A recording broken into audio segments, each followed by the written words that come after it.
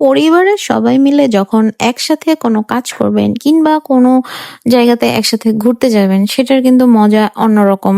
আর হচ্ছে আপনি যখন একা ঘুরতে যাবেন সেটারও আলাদা মজা আছে। বাট যখন আপনি পরিবারের সাথে থাকবেন, একসাথে সময় পাস করবেন তখন কিন্তু সেটা একটা আপনার মেমোরেবল ডে হয়ে থাকবে। বা এটা অনেকেই হয়তোবা পছন্দ করে না পরিবারের সাথে একসাথে ঘোরাফেরা, একসাথে চলাফেরা।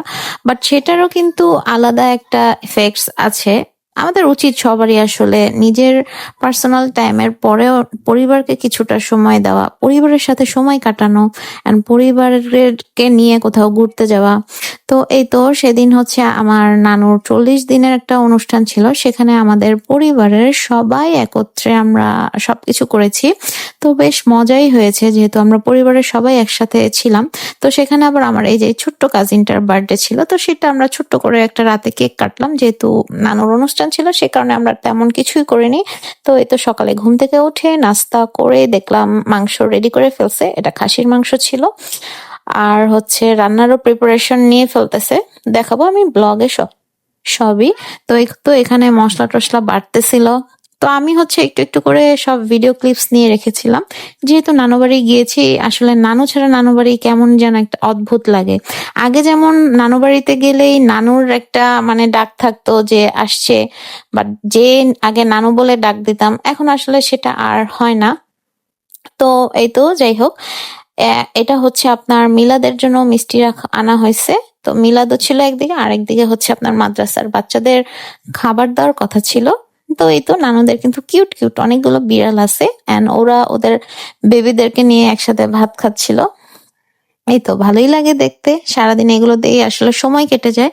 আর যখন হচ্ছে কাজের ফাঁকে 2 দিন 3 দিন ছুটিতে থাকি তখন মনে হয় সময়টা কিভাবে যেন দ্রুত চলে যায়।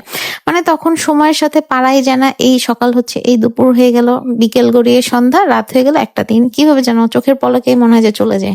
এই তো দেখেন এখানে কিন্তু সবাই মিলে একসাথে আমরা আড্ডা দিচ্ছিলাম। তারপর এখানে বাবুর্চি রান্না করছিল সেটাও দেখছিলাম, আমি একটু ভিডিও নিচ্ছিলাম, আশেপাশে ঘোরাঘুরি করছিলাম, টুকটাক খাচ্ছিলাম।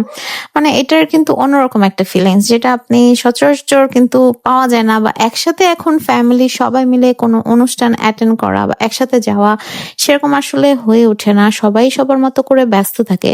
কিন্তু ব্যস্ততার মাঝেও আমাদেরকে যে একটু নিজেদের মতো করে সময় কাটানো উচিত সেটা আসলে আমরা অনেকেই ভুলে যাই।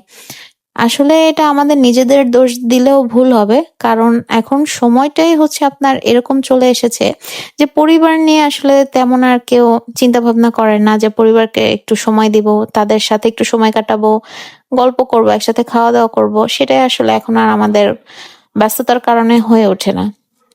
তো এই তো রান্না কিন্তু অলমোস্ট চলতেছে, মাঝামাঝিতে চলে আসছে। এখানে মাংসটা রান্না করতেছিল এন্ড এই তো বিরিয়ানি রান্না করতেছে, এখন পোলাওটা দিছে।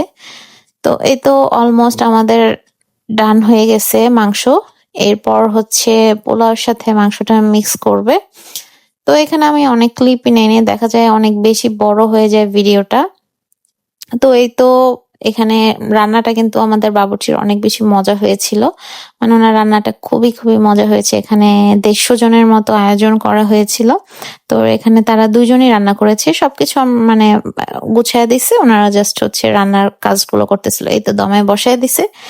আর এই তো দেখেন অলমোস্ট ডান। এখানে উঠায় আগে মাদ্রাসার বাচ্চাদের জন্য দিয়ে দিচ্ছে। আর এটা ফ্রাইডে ছিল। আমরাও এখানে সবাই মিলে খাওয়া দাওয়া করতেছিলাম বাড়ির উঠানে বসে সবাই একসাথে। এটাও কিন্তু বেশ মজা হয়েছিল। তো এই তো আমরা বিকেলের দিকে, বিকেল না আসলে সন্ধ্যার দিকে একটু বের হয়ে যাই, যেহেতু আমার নানুর বাড়িটা পদ্মার থেকে একটু কাছেই।